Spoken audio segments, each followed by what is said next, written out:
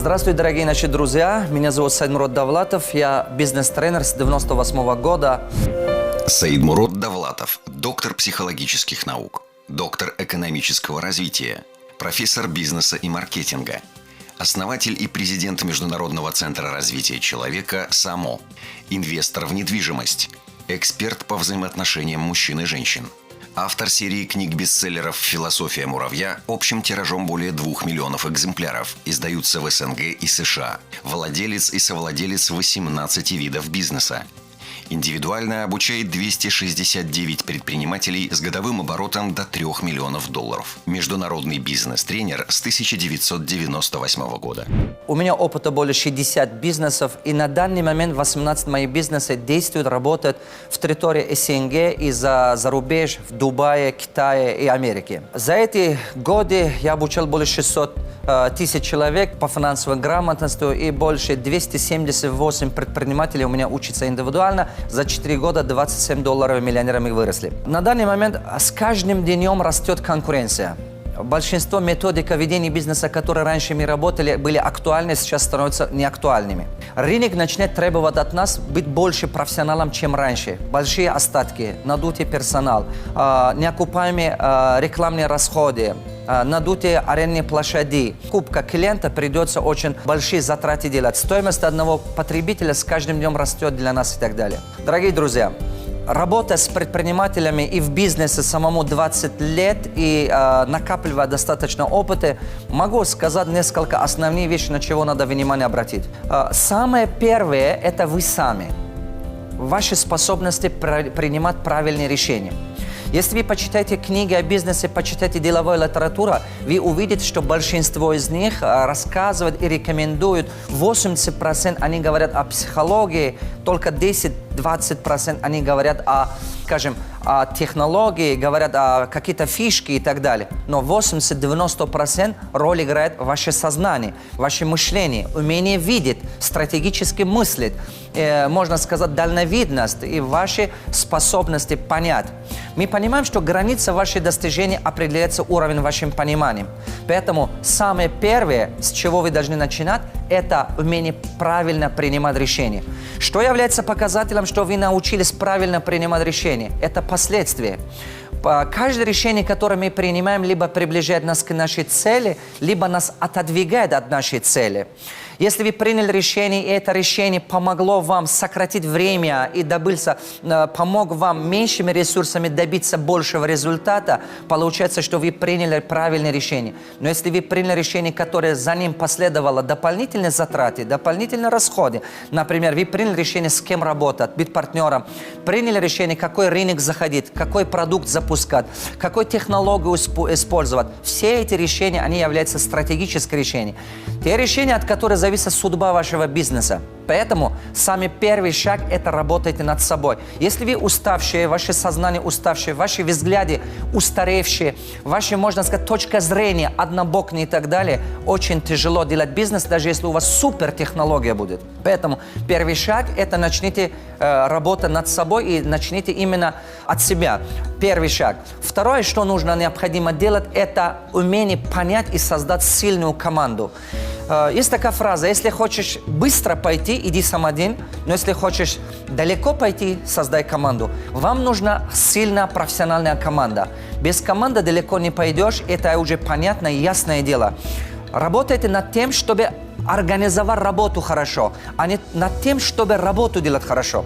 Внимание обратите, вкладывайте усилия и время не для того, чтобы работу делать хорошо, а вкладывайте усилия и время, чтобы работу организовать хорошо. Если вы занимаетесь бизнесом, и ваш бизнес без вас не могут существовать, без вас не могут работать, значит, у вас есть просто рабочее место, но у вас еще нет бизнеса.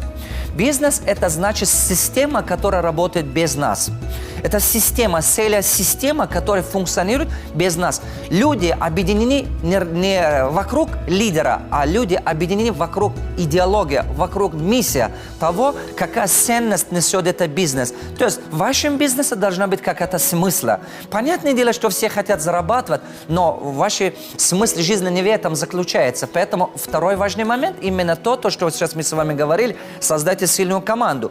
Третья важная вещь, которая необходима будет для вас, пожалуйста, сильно акцент делайте на маркетинг. Изучайте. Многие компании банкротятся не потому, что продажа слабая, а потому, что у них слабый маркетинг. Они не изучают своего потребителя, они мало знают о своем потребителе. Вспомните, когда-то вы были влюбленный человек, когда-то вы сильно любили кого-то. Вы интересовались этой девушкой или этот парень максимально, изучали его характер, его вкус, что ей нравится и так далее. Теперь место этого вашего любимого человека занимает ваш потребитель. Максимально акцент делайте на его жизнь, максимально концентрируйтесь на его проблемах. Как вы можете ему помочь достигать его мечты или как вы ему можете помочь решать его проблемы. Будьте таким человеком, который, можно сказать, ваше предложение должно быть таким, чтобы ваш потребитель не мог обойти без вашей услуги или без вашей продукции, можно сказать, без вашей ценности. Поэтому фокус делайте именно на это. Тогда вы сами осознаете, потому что вы тоже являетесь потребителем чьей-то услуги или чьей-то продукт. Вы хотите, чтобы к вам обращались именно так. Четвертая важная вещь, пожалуйста, научитесь использовать современную технологию, потому что это очень стало необходимо. Необходимо на сегодняшний день современная технология. Учитесь использовать для того, чтобы стать более эффективным, но не стать рабом технологии. Это очень важный момент. Пятая важная вещь, которую вы должны усваивать хорошо, это что? Научитесь создать бизнес, чтобы бизнес генерировал деньги, а не потреблял деньги. За эти годы моей работы я консультировал очень много предпринимателей. Я столкнулся с тем, что у многих из них бизнес потребляет деньги. То есть, что это означает? Это означает, что он работает 5 лет, или 7 лет, или 10 лет, но до сих пор у него на товарооборот не хватает денег. До сих пор у него большие кредиты. До сих пор у него большие обязательства перед поставщиками. И так далее, и так далее. Это о чем говорит? Это говорит о том, что бизнес превращался к тому, чтобы она потребляет больше, у него расходы растут. Поэтому научитесь делать бизнес так, чтобы бизнес генерировал деньги. Когда я начинал консультировать многих предпринимателей, я именно с этого начинал. Я начал научить их, как создавать рынок. Это очень важная вещь. Как создавать рынок. Надо научиться создавать рынок. И как выбрать тот рынок, который вы могли бы быть более конкурентоспособными. Более конкурентоспособными по сравнению, например, ваших конкурентов и так далее. Создайте свой рынок. Запомните это правило. Создайте свой рынок. Внимание, обратите. Создайте свой продукт в растущем рынке. Создайте свой рынок. Третье. Расширяйте свой рынок. Седьмое правило. Четко осознавайте, что вы должны понимать, когда можно расширяться, когда нельзя. Иначе все ваши расширения приведут к распылению. Я дважды был банкротом и дважды пережил эти ситуации, когда именно пытался расширяться, и мне показалось это круто. Я читал, что это очень своевременно и так далее.